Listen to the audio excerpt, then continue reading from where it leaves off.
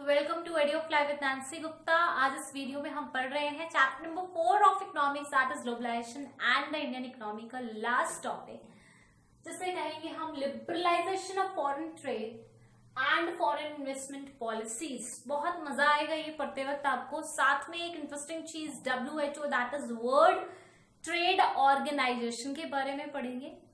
तो लिबरलाइजेशन, ये वर्ड आपने हिस्ट्री में भी पढ़ा होगा, हिस्ट्री में भी सुना होगा इतना वर्ड लिबर मीनिंग फ्री। ठीक है, तो यानी कि ये जुड़ा हुआ है शब्द फ्रीडम से। याद आया कुछ चैप्टर नंबर 1 ऑफ हिस्ट्री जो मैं पढ़ा चुकी हूँ। जितने बच्चों ने नहीं देखा है जाके प्लेलिस्ट में सारे लेक्चर्स को फॉलो अप कर आए। लिबर का मतलब होता है बच्चों फ्री। ठीक है, तो liberalisation means freedom of what?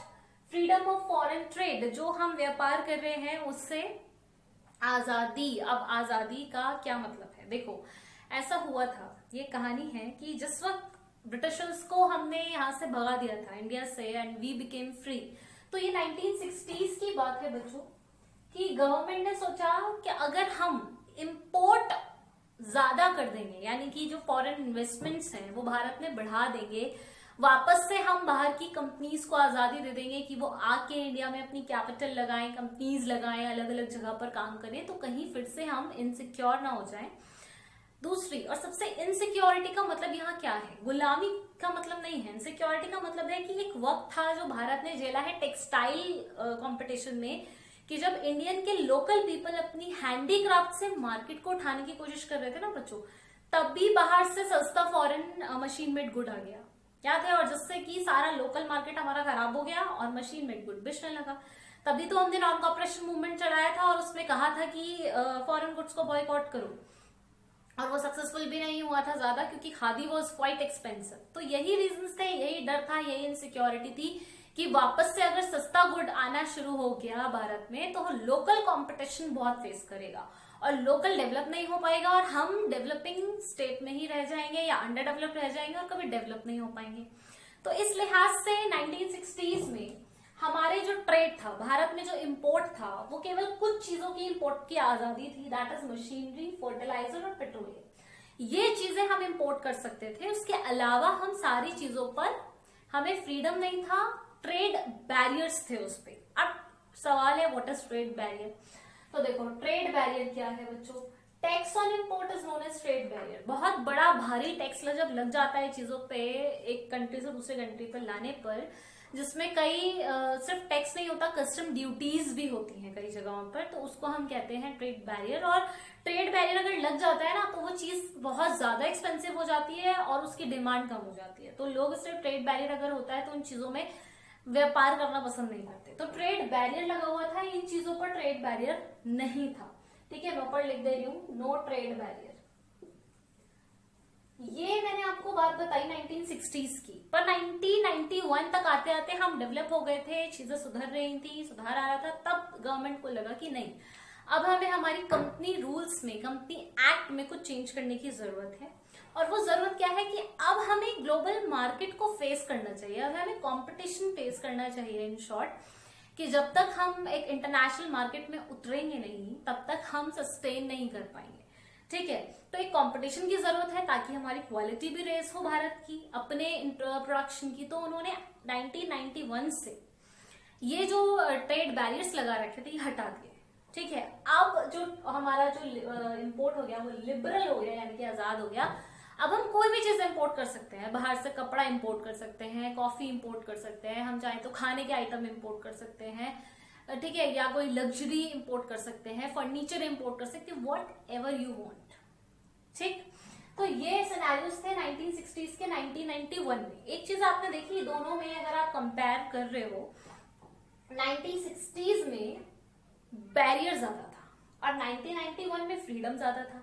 यही 1991 की सिचुएशन को कहा जाएगा liberalisation of foreign trade. That means कि जब हम बाहर से होने वाले व्यापार को आजादी दे देते हैं कि हमारे भारत में, हमारी कंट्री में आप व्यापार कर सकते हो।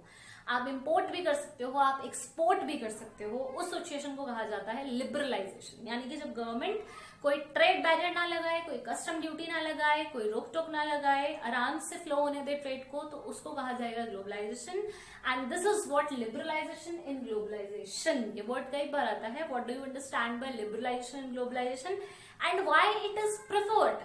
तो आई होप आपको समझ में आ रहा होगा कि जब हम ट्रेड पर अक्रॉस कंट्रीज कोई बैरियर नहीं रखते हैं, फ्लो स्मूथ ट्रेड होने देते हैं, कि हम इंटरनेशनल कंपटीशन को फेस कर रहे हैं, सिर्फ लोकल मार्केट का कंपटीशन नहीं देख रहे हैं, अब हम बड़े लेवल का, लोकल से इतना ऊपर उठ गए कि हम बड़े लेवल का कंपटीशन फेस कर रहे हैं, अब हम अपनी क्वालिटी को इम्प्रूव कर रहे हैं, वर्ल्ड लेवल की टक्कर ले रहे हैं, that is liberalisation of globalisation. उसमें फायदा भी होता है और नुकसान भी होता है। ठीक है, तो इम्पैक्ट्स हम पढ़ चुके हैं फायदा नुकसान के।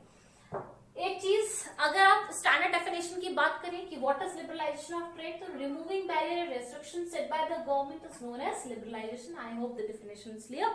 यही बात हम इतनी देर से समझने की कोशिश कर रहे हैं कि जिस वक्त हम बैरियर या रेस्ट्रिक्शंस किसी भी तरीके की जो भी सरकार ने लगा रखी है वो हटा देते हैं ट्रेड पर से, तो उसे हम लिबरलाइजेशन बोलते हैं। फॉरेन इन्वेस्टमेंट पॉलिसीज 1960s की देखी हमने, 1991 की देखी। ये हेडिंग आप बोल रहे हो फॉरेन इन्वेस्टमेंट पॉलिसीज, यानी कि बाहर से यहां इन्वेस्ट होना, उसकी क्या पॉलिसी थी। तो एक पॉलिसी हमने देखी फॉरेन इन्वेस्टमेंट पॉलिसी ऑफ 1960, फिर हमने देखी 1991 की पॉलिसी। ठीक है, तो पॉलिसी के थ्रू ही मैंने आपको ये लिबरलाइजेशन समझाया है। आप बात करेंगे WTO, that is world trade organisation की। Let's see in the next slide. WTO and full form is world trade organisation. आपको नाम से समझ में आ रहा होगा, एक ऐसी ऑर्गेनाइजेशन, एक ऐसी पावरफुल टीम जो सिर्फ कुछ कंट्रीज का नहीं बल्कि पूरे वर्ल्ड की कंट्रीज का, उसमें डेवलप भी है, डेवलपिंग भी है और अंडर डेवलप भी है, सारी कंट्रीज के आपस का ट्रेड संभालती है, मॉनिटर करती है, कोऑर्डिनेट करती है और उनकी मदद भी करती है। ठीक है, so we can say its definition as a powerful international organisation, right, जो बिलीव करती है। साथ में नेक्स्ट पॉइंट देखो, ये एक ऐसी ऑर्गेनाइजेशन है जिसके अपने कुछ मानने हैं, प्रिंसिपल्स हैं। वो क्या है कि believes that barrier on foreign trade and investments are harmful, कि अगर कोई भी कंट्री बाहर से आने वाले ट्रेड पे कोई बैरियर लगाती है तो वो नुकसानदायक है, क्योंकि उसमें आप एक दूसरे का हाथ नहीं थाम रहे। हो सकता है आपकी कंट्री में डिमांड बहुत ज्यादा हो, उस कंट्री को फायदा हो सकता हो, लेकिन आप नहीं होने दे रहे, तो ये आपस में हार्मोनी डिस्टर्ब करती है, इसलिए वो ऐसे होने नहीं देना है। दूसरा, ये मानती है trade among all countries should be free.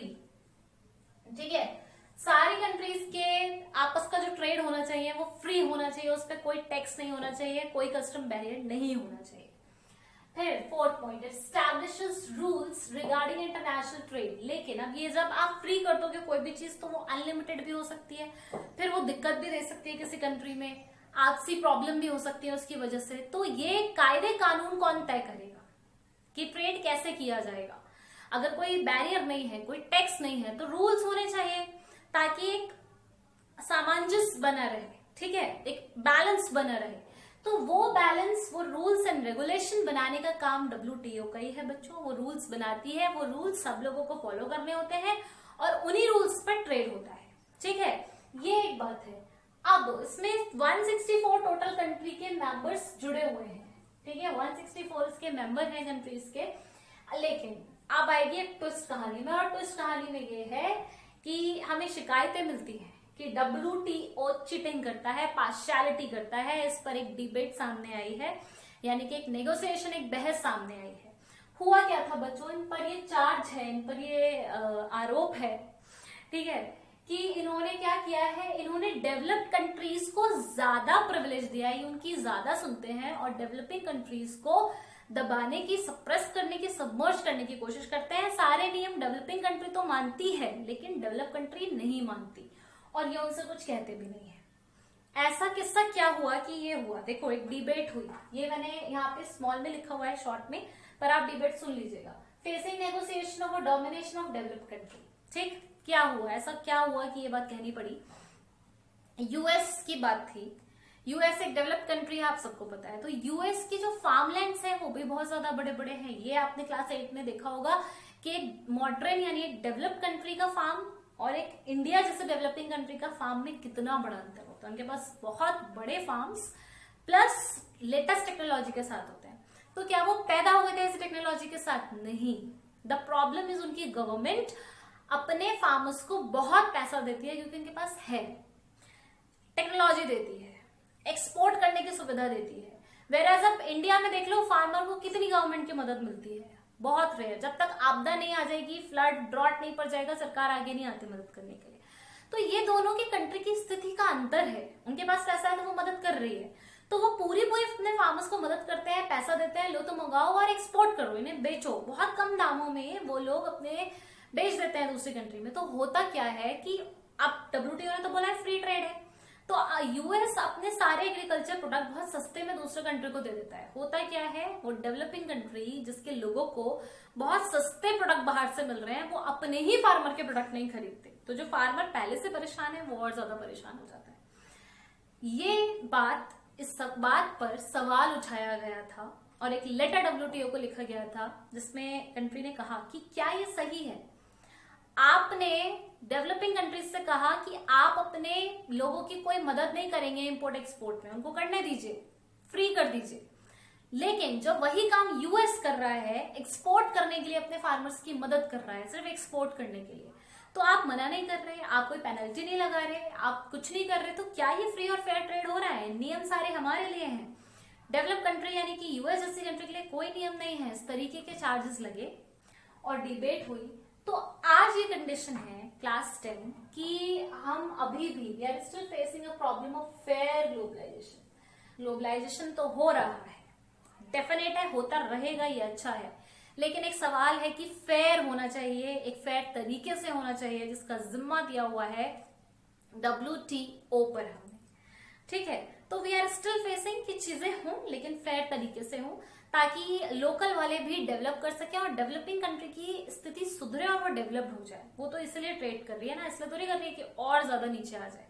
तो इन चीजों का ध्यान रखना पड़ेगा हमें, और यही माइन्यूट छोटी छोटी चीजों के साथ ये चैप्टर आज यहाँ पे क्लोज हो रहा है। मैं ऐसे जा नहीं रही हूँ ये चैप्टर छोड़ के आज की इस वीडियो में, क्योंकि मैंने अटैच कर रखी है एक और आपके लिए शॉर्ट फिल्म, ठीक है, जो कि आपको WTO के बारे में, लिबरलाइजेशन के बारे में, स्पेशली फॉरेन ट्रेड पॉलिसीज के बारे में बहुत कुछ बताएगी। जरूर देखिए, और भी आपको बहुत सारी बातें समझ में आएंगी ताकि आपको ये सारे टॉपिक्स पढ़ने में और ज्यादा इंटरेस्ट आए। ठीक है, तो आराम से देखो, पूरे चैप्टर के पन्ने पलट लो। अगर कोई भी चीज ऐसी है जो आपको नहीं समझ में आई है, you are feel free to comment in the comment section and ask. Will definitely I write down there the time and the date of the live session जब हम बैठ के उसको डिस्कस कर सकते हैं। Okay, so have a good day and also watch the movie. The WTO is a club of countries that have agreed to follow certain rules in their trade policies towards each other. With its secretariat based in Geneva, Switzerland, the WTO currently consists of 156 countries. It was formed in 1995 by countries that were signatories of the GATT. The rules that the signatories had agreed to under GATT became the rules of WTO membership. The WTO has an unusual governance structure in two respects. First, each member country has one vote in decisions regarding trade rules. This one country, one vote system is different from the system in other international organizations such as the UN, the World Bank, the IMF, and some others where some countries have more votes than others. Second, new WTO rules or changes are implemented only if there is an unanimous agreement. It means that if even one of the 156 member countries does not like a proposed change, it cannot be implemented. In effect, all the members have veto power. Such decision-making by consensus makes changing the laws very hard. WTO members have agreed to abide by the following rules. All member countries must grant other member countries Most Favored Nation or MFN status. Sometimes it is also called granting normal trade relations. What does this mean? Suppose the US agrees to grant MFN status to China. It means that the US agrees to reduce tariff rates on Chinese goods to a level that is no higher than the tariff rates imposed by the US on any other country. In other words, countries that are granted MFN status will enjoy the lowest tariff rates among all other trading partners of the US. Countries are also expected to practice non-discrimination between domestic goods and imports from other WTO members.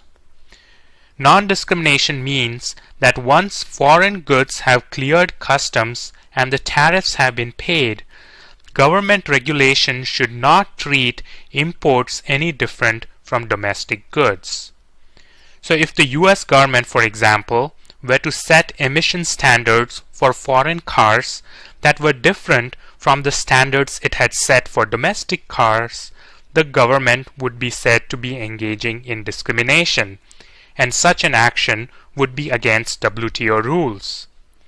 Another example of discrimination would be if the US government were to impose different levels of sales tax depending on whether a good was domestically or foreign made.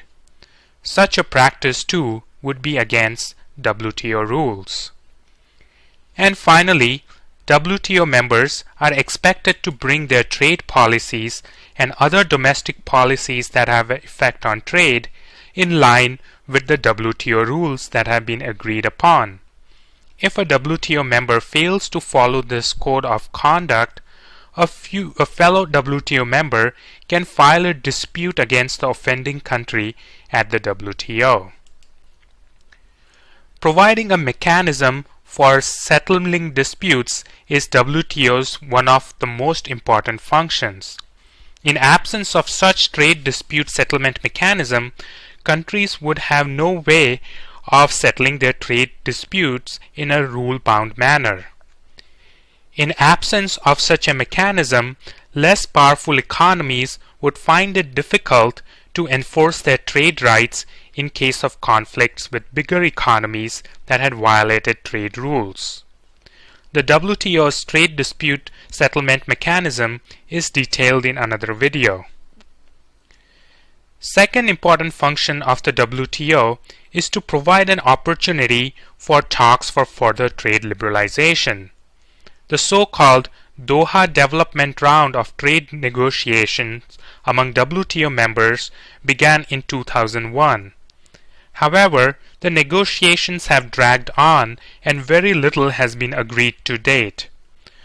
One of the reasons for the lack of agreement is that the developing countries feel that the rich countries are trying to avoid liberalization in the sector that is most important to the developing countries, and that is agriculture. Developing countries want to see more liberalization in the agricultural sector before they agree to more liberalization in other sectors. But the rich country governments are wary of angering their farmers back home and therefore have not given much ground on agricultural trade. As a result, the negotiations have been stuck.